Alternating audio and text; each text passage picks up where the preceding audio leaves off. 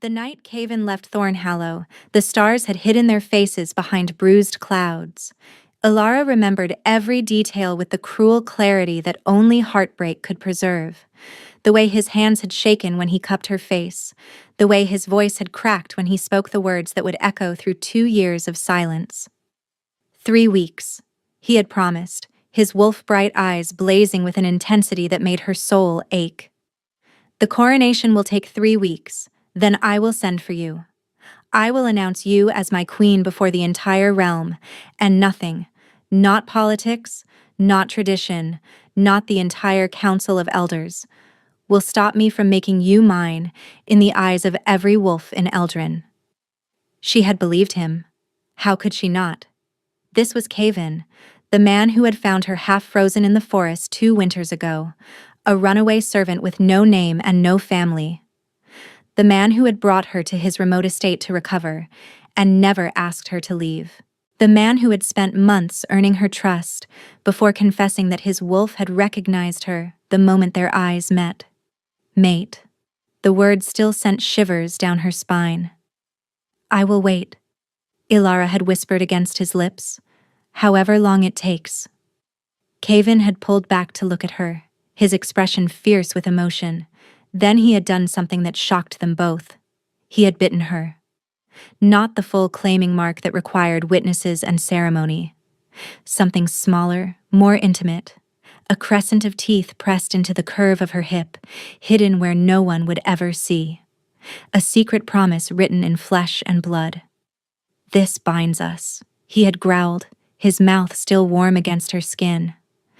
Until I can mark you properly, this will remind you that you belong to me, and I to you. The wound had healed within hours, leaving a silvery scar that pulsed with warmth whenever she thought of him. That warmth had sustained her through the first week of his absence, through the second, through the third. On the 21st day, a rider had arrived at Thornhallow. Ilara had run to the courtyard, her heart soaring with desperate hope. But the messenger wore the colors of the capital, not Caven's personal guard. His face was carefully blank as he handed a scroll to the estate's elderly caretaker. What news? Ilara had demanded, abandoning all pretense of being a mere servant. What word from the king? The caretaker had read the message twice before looking at her with something that might have been pity. His Majesty King Caven, the old man said slowly, has taken Lady Morwen of House Crestwyn as his chosen queen. The wedding will take place on the next full moon. All subjects are commanded to rejoice. The world had tilted beneath Ilara's feet. That's impossible. She heard herself speaking from very far away. He promised. The message bears the royal seal. The caretaker's voice was gentle but firm. I am sorry, child. Whatever you believed existed between you and the king, it appears you were mistaken. Mistaken. The word had cut deeper than any blade. Ilara had retreated to her small chamber above the kitchens and locked the door.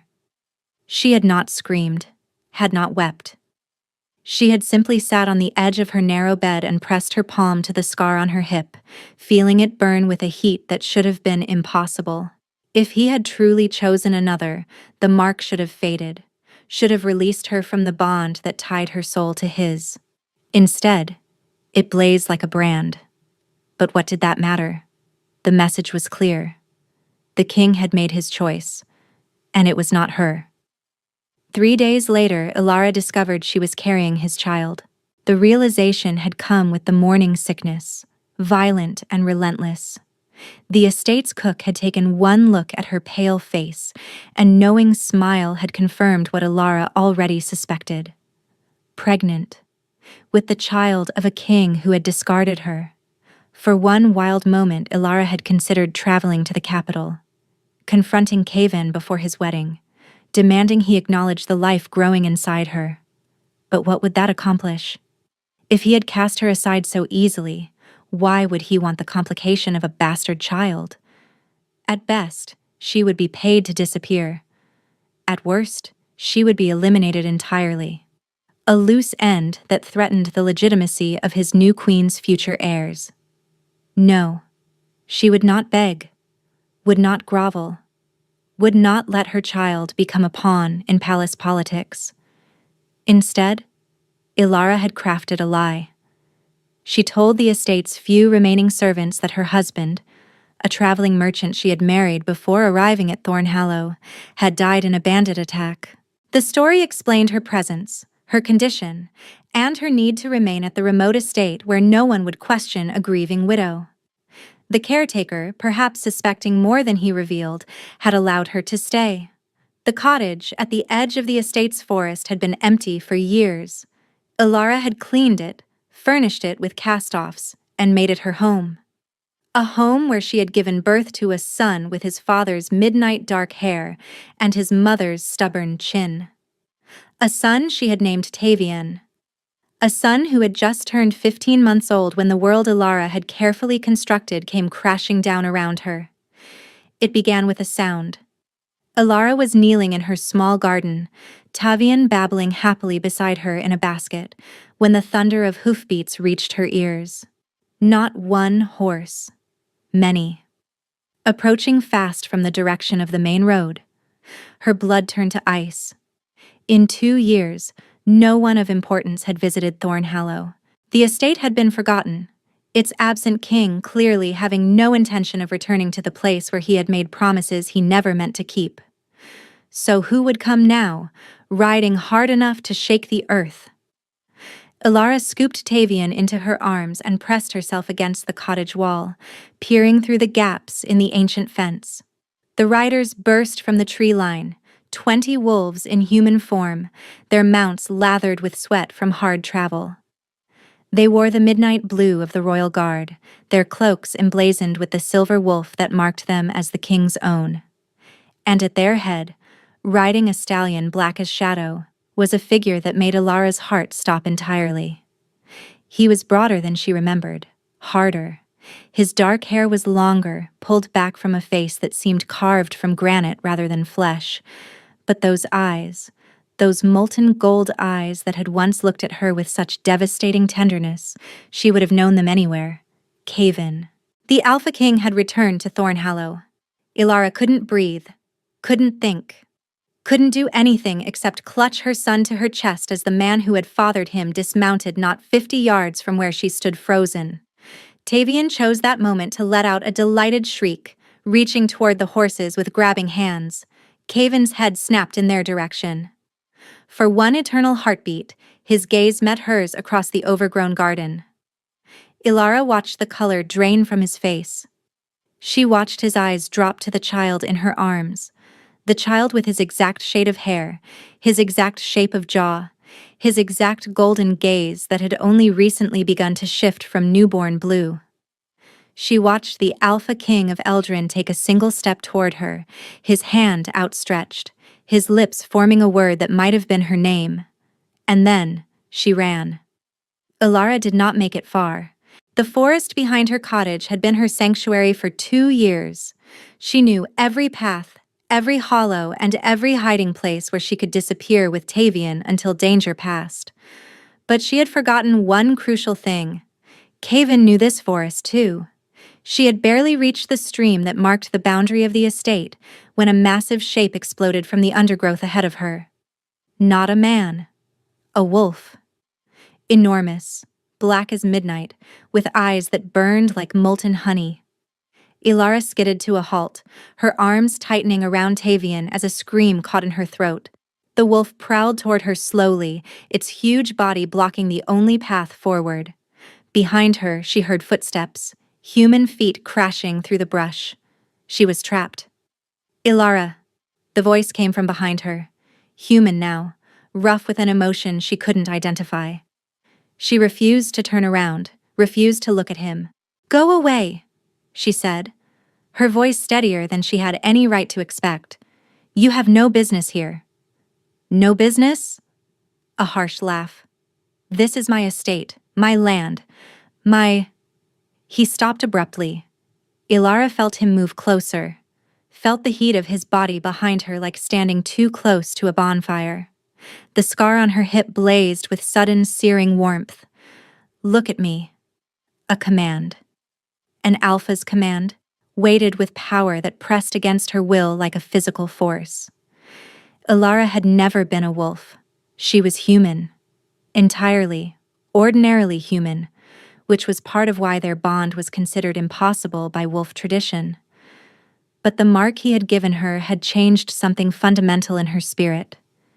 She felt his authority like pressure in her chest. She resisted anyway. "I have nothing to say to you, Your Majesty." The title was a weapon, sharp and cold. She felt him flinch. "Ilara, please." The word cracked something in her defenses.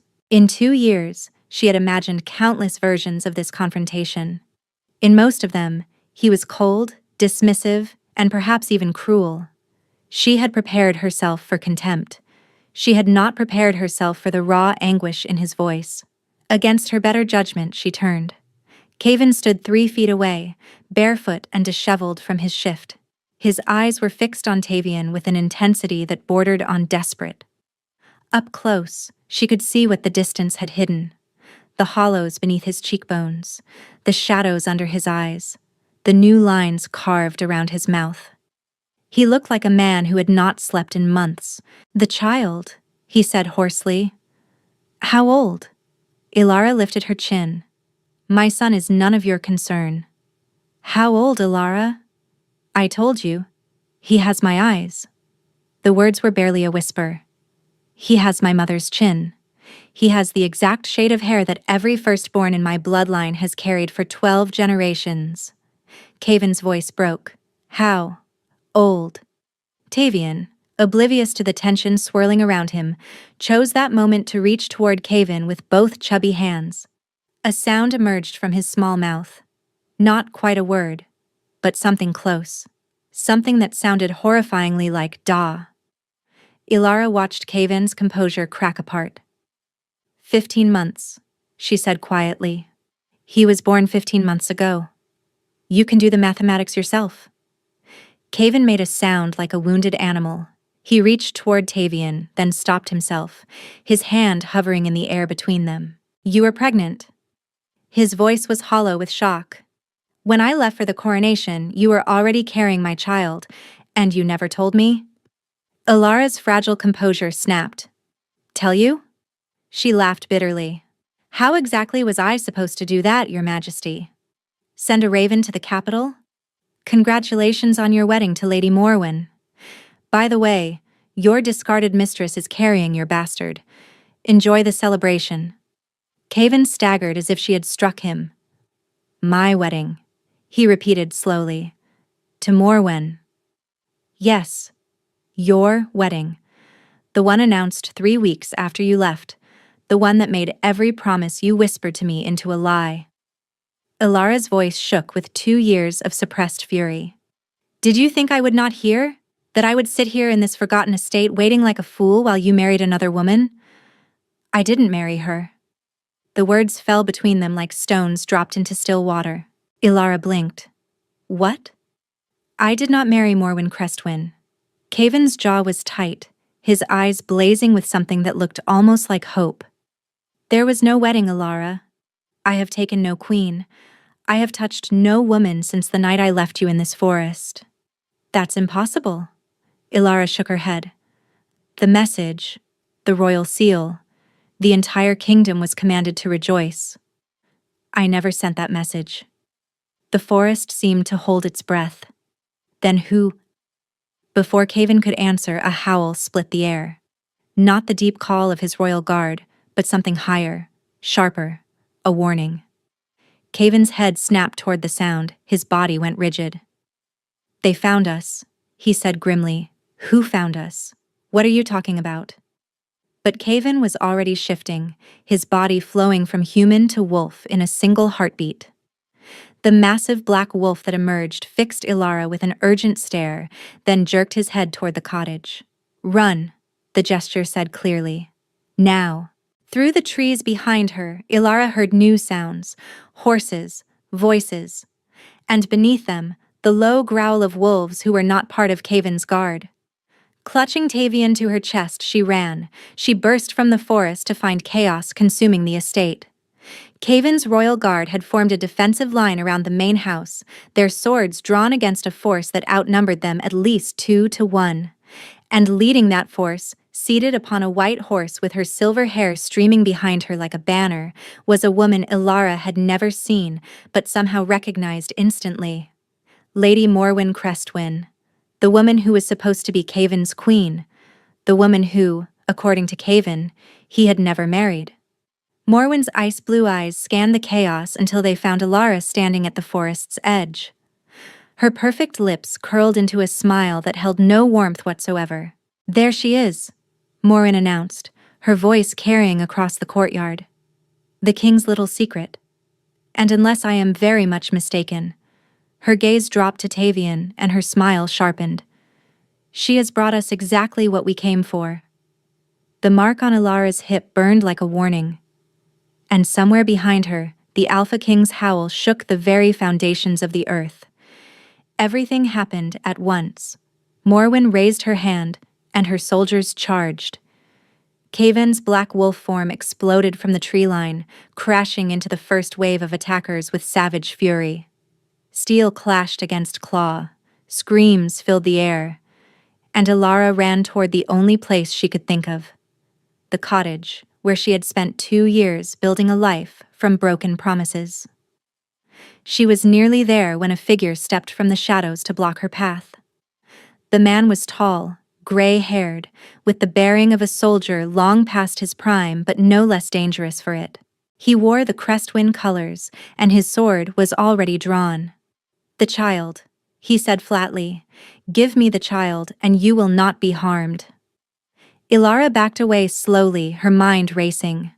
She had no weapon, no training, no way to fight a warrior who had probably been killing before she was born. But she had something else.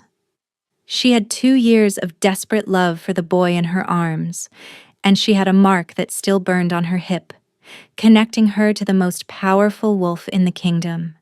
"You cannot have him," Ilara said, and was shocked by the steel in her own voice. The soldier sighed as if she had merely inconvenienced him. "Then you will die, and I will take him from your corpse. The outcome is the same. House Crestwyn needs that child, woman.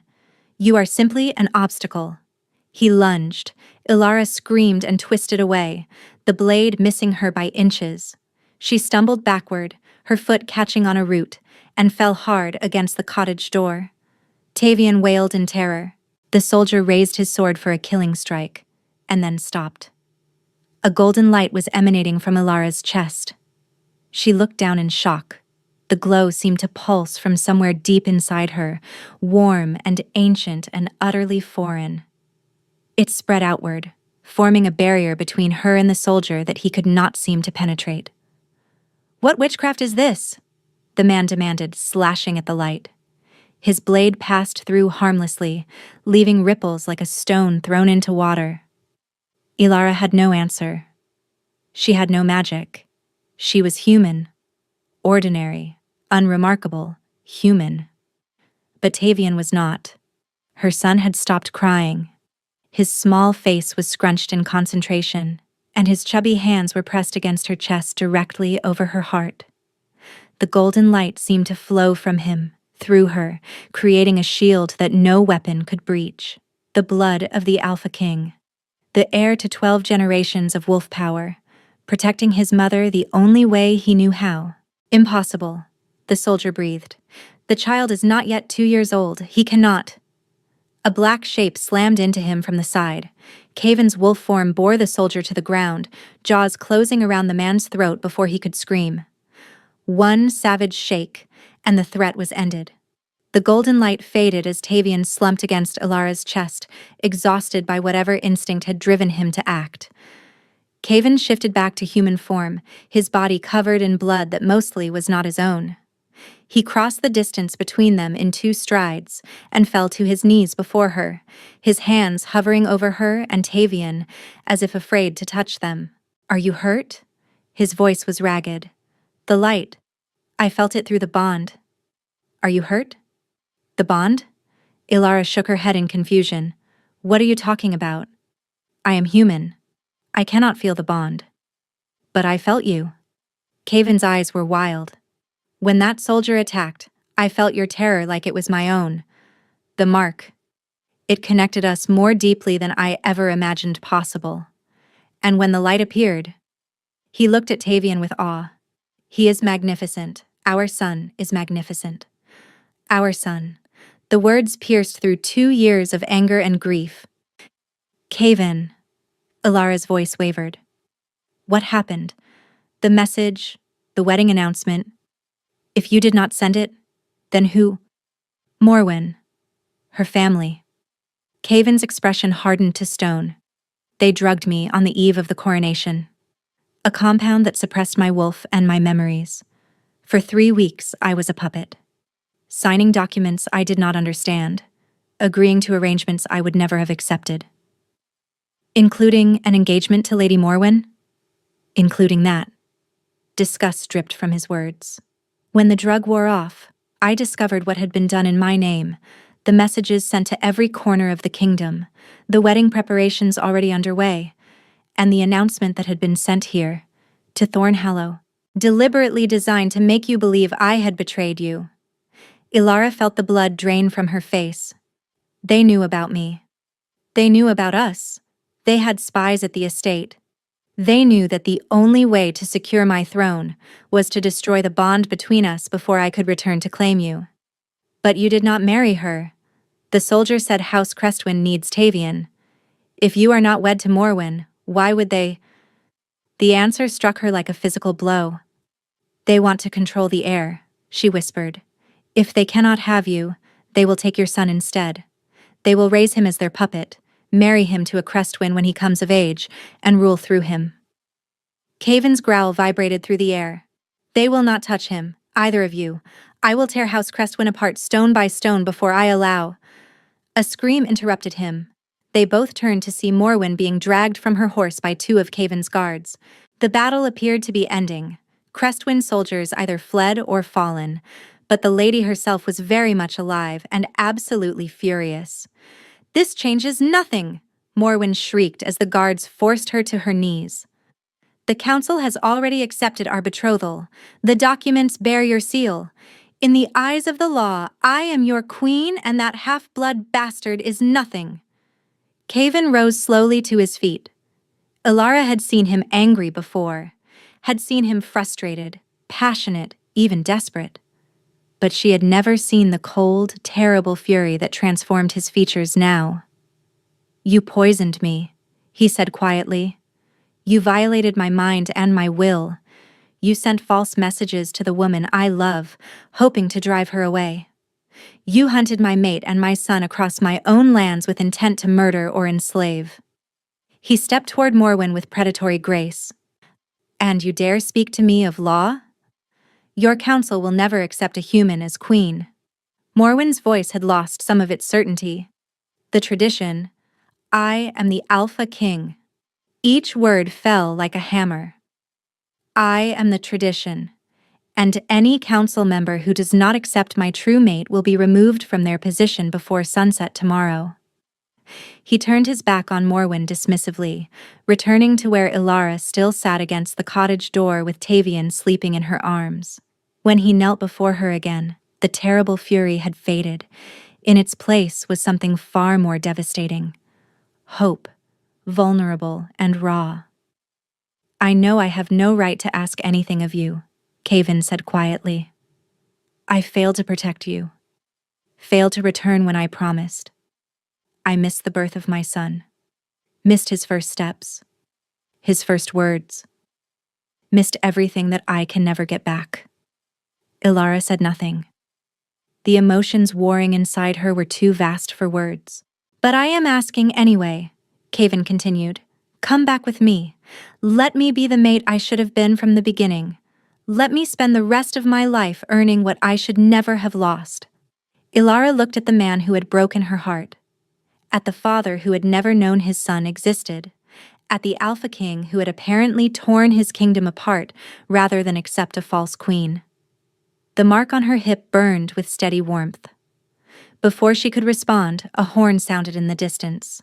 Caven's head snapped toward the sound, his body going rigid. What is that? Ilara asked. Reinforcements. His jaw tightened. But not ours. Through the trees, emerging from the road that led to the capital, came a second army. Larger than the first. Flying banners that bore not the Crestwind serpent but something far worse. The emblem of the Royal Council. And at their head rode the High Elder himself, his ancient face set in grim determination. Kaven of House Valdrin, the Elder's voice rang out across the bloody courtyard. You are accused of breaking your sworn betrothal, threatening council authority, and harboring an unregistered heir. You will surrender yourself and the child for judgment, or you will be declared enemy of the realm. Morwen's laughter echoed through the sudden silence. I told you, she called out triumphantly. The law is on my side. Your little human cannot save you now. Ilara looked at Kaven. Kaven looked at the army surrounding them, and Tavian, sleeping peacefully against his mother's heart, began to glow again. The courtyard had become a cage. Council soldiers surrounded them on all sides, their spears forming a bristling wall of steel. Kaven's royal guard, bloodied from the battle with Morwen's forces, stood in a protective circle around Ilara and Tavian, but they were hopelessly outnumbered. The High Elder dismounted with the slow dignity of a man who knew he held all the power. This does not need to end in more bloodshed, the Elder said, his voice carrying the weight of ancient authority. Surrender the child and the human woman. Accept your lawful betrothal to Lady Morwen. The realm requires stability, Kaven. Your personal desires are irrelevant. Ilara felt Kaven's fury through the bond, a scorching wave of rage that made her mark burn white-hot. But when he spoke, his voice was terrifyingly calm. Tell me, Elder Harwin, Kaven said softly. Were you part of it from the beginning? The drugging? The false messages? Or did the Crestwinds simply purchase your loyalty afterward? A flicker of something, guilt, fear, crossed the Elder's weathered face. I do not know what you are implying. I am implying nothing. I am stating fact. Kaven stepped forward, and despite being surrounded by hundreds of soldiers, every man in the courtyard took an instinctive step back. You knew I was poisoned. You knew my wolf was suppressed. You witnessed me sign documents while I was barely conscious, and you said nothing. The coronation required you to protect your king. The roar shook the ancient walls of Thornhallow. Instead, you conspired with traitors to steal my throne, my will, and my mate. Ilara watched the soldiers' expressions shift. Uncertainty crept into their ranks. These were not Crestwind men. They served the council, which meant they served the crown. And the crown was currently accusing their commanders of treason. Elder Harwin seemed to sense the change. His eyes darted to Morwen, who had gone very still. The documents are signed, Harwin said, but his voice had lost its certainty. The law recognizes the true mate bond above all other contracts. Kaven's hand moved to his throat, pulling aside the collar of his torn shirt to reveal unmarked skin. Where is Morwen's claiming bite, Elder? Where is the proof of a completed bond? Silence. She has not bitten me because she cannot. Kaven's smile was sharp as a blade. A wolf cannot claim a mate who already belongs to another. My bond with Ilara was sealed 2 years ago. Every document signed during my drug state is void, because I was never free to give consent. Ilara's breath caught. She had not known that, had not understood that his secret bite had legal implications beyond the personal. Elder Harwin's face had gone gray. If what you say is true, it is true. Kaven turned to address the assembled soldiers directly. You were told to arrest a rogue king who threatened the realm, but I am not rogue. I am your rightful sovereign, bound to my true mate, father to the heir you see in her arms.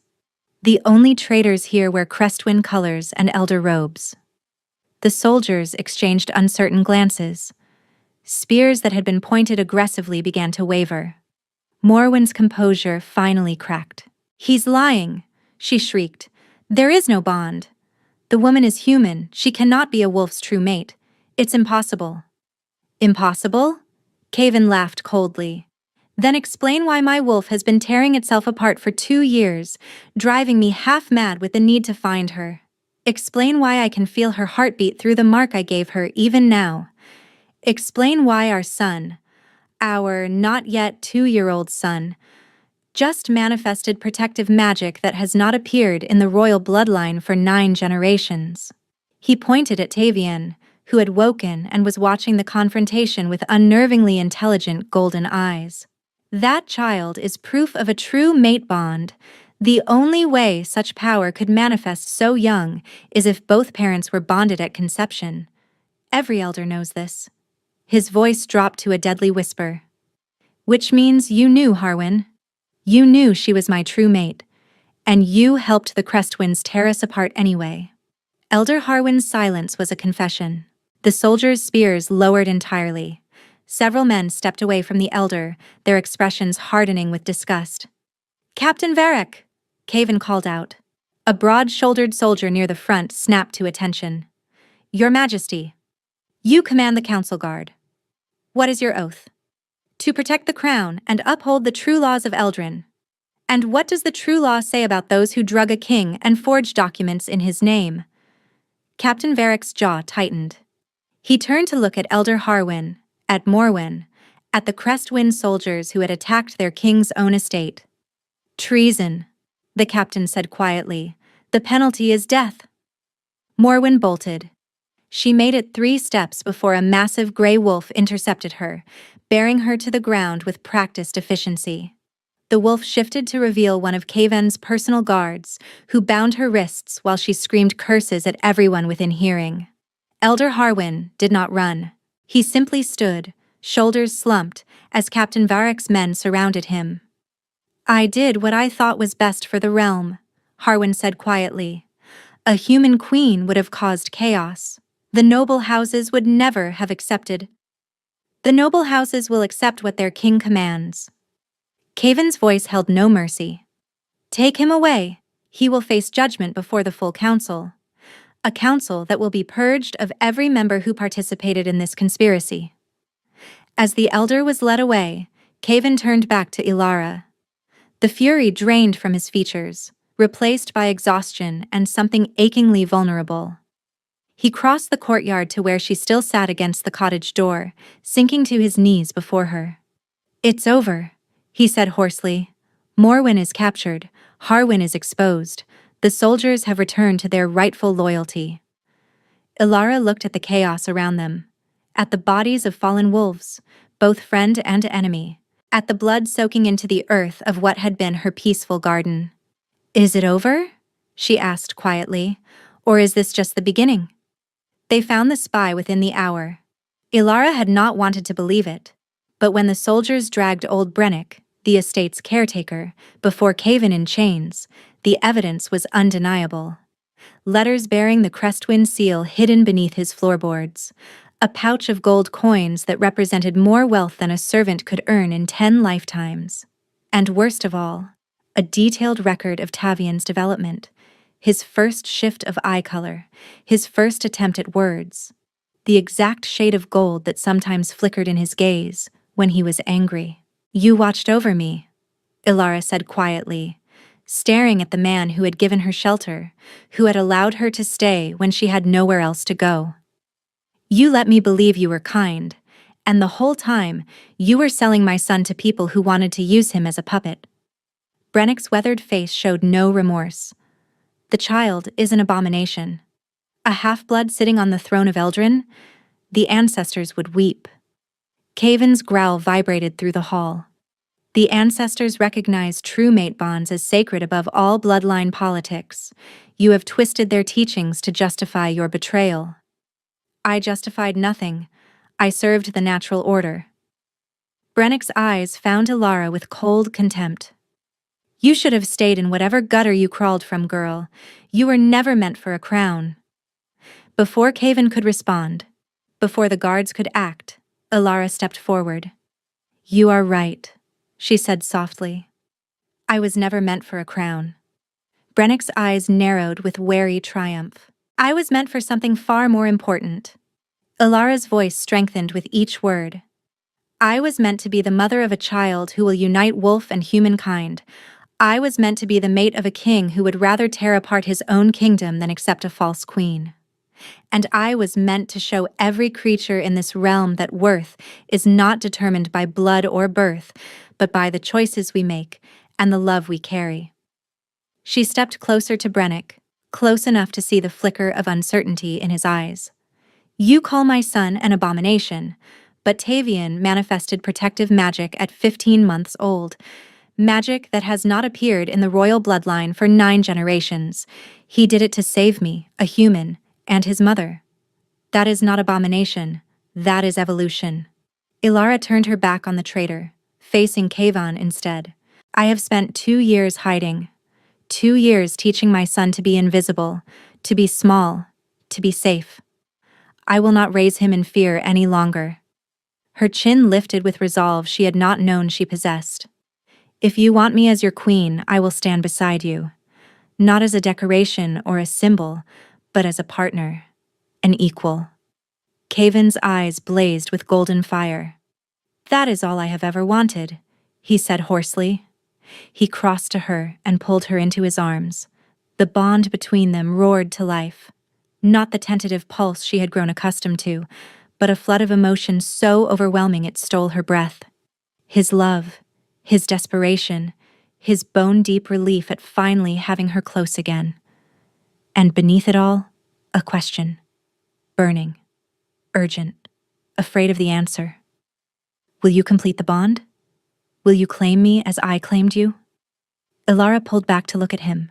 The most powerful wolf in 3 kingdoms stood before her, waiting for a human woman to decide his fate. Yes, she whispered. Then she rose on her toes and pressed her teeth to the curve of his throat. The bond exploded. She saw everything. She saw the night of the coronation through his eyes, the creeping confusion as the drug took hold, the horror of waking 3 days later with no memory of what he had done. She felt his desperate search through the bond, clawing at the connection that grew fainter each day as she fled further from Thornhallow. She experienced his sleepless nights, his confrontations with the Crestwinds, his slow descent toward a madness that only finding her could cure. She saw herself through his eyes, not a servant or a nobody, but a miracle, the mate his wolf had recognized before his human mind caught up. The mother of his child, carrying the future of his bloodline while believing herself abandoned. I am so sorry, his voice echoed through the bond. I will spend eternity making it right. You already have, she answered. You came for us. When Ilara finally released his throat, she saw that tears were streaming down Kayvan's face. Her own cheeks were wet as well. My queen, he breathed. My king, she answered. Around them, wolves began to howl, not in warning or in battle, but in celebration. The sound swelled as soldier after soldier lifted their voices, joining a chorus that rolled across Thornhallow and beyond. Their king had found his true mate. The bond was complete. The realm had a queen at last. The great hall of the capital palace was filled with wolves from every corner of Eldarin. But this gathering was nothing like the coronation that had gone so wrong 2 years before. There were no drugs in the wine, no conspirators lurking in shadows, no false promises waiting to be broken. There was only Kayvan, resplendent in ceremonial black and gold, and Ilara beside him in a gown of silver that matched the claiming mark now visible on her throat. And between them, held proudly in his father's arms, was Tavian. People of Eldarin! Kayvan's voice rang through the hall. I present to you my son, Tavian of House Valdrin, heir to the throne, child of a true mate bond. The hall erupted in cheers. Tavian, perhaps sensing the significance of the moment, chose that exact instant to demonstrate his unusual gifts.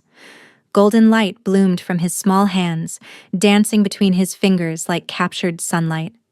Gasps rippled through the crowd. The light of the first alpha, an elderly scholar breathed from the front row.